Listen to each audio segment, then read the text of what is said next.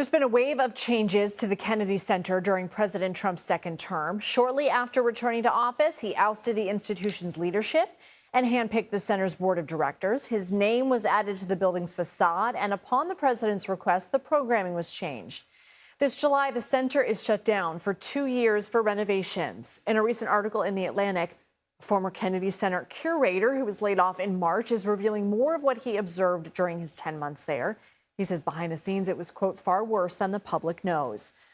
Josef Palermo is the author of that article and the former curator of visual arts for the Kennedy Center and joins us now. So, Josef, I need to start by saying you told the center early on you were never a Trump voter, and you write you and your colleagues saw cronyism, incompetence, and a series of bizarre moves that would lead to the Kennedy Center going dark. Why is that, and why did you find it necessary to disclose your voting history? Well, I wanted off the bat to let them know that, if that's going to be a deal breaker for them, then, we could not pursue this. And I was assured that it wasn't. In fact, Ambassador Grinnell, Richard Grinnell, who was the then president of the Kennedy Center, actually wanted to make sure that not everybody was a MAGA loyalist, to reflect his intention for this Kennedy Center to be a nonpartisan space for all Americans.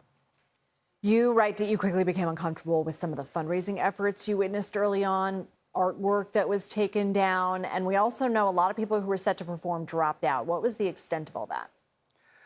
It had wide reverberations that ultimately, I think, led to the financial decline of the center, which I believe is the real reason why they're closing under the cover of renovations.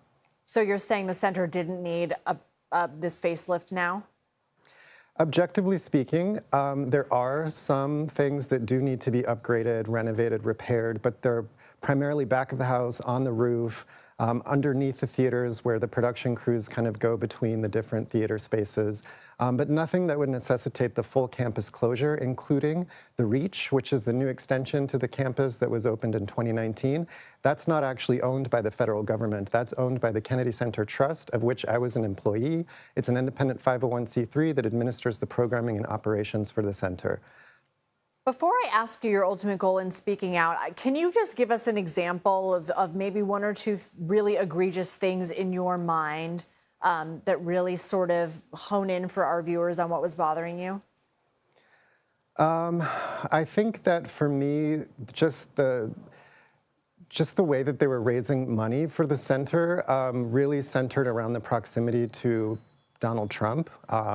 And, there were things like the Les Miserables preview in which it was reported that tickets were going for $2 million to sit near the president in his box and to attend a VIP reception.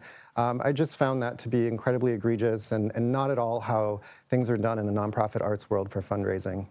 And you write there must be a firewall put in place by Congress to prevent this kind of hostile political takeover of the Kennedy Center from ever happening again.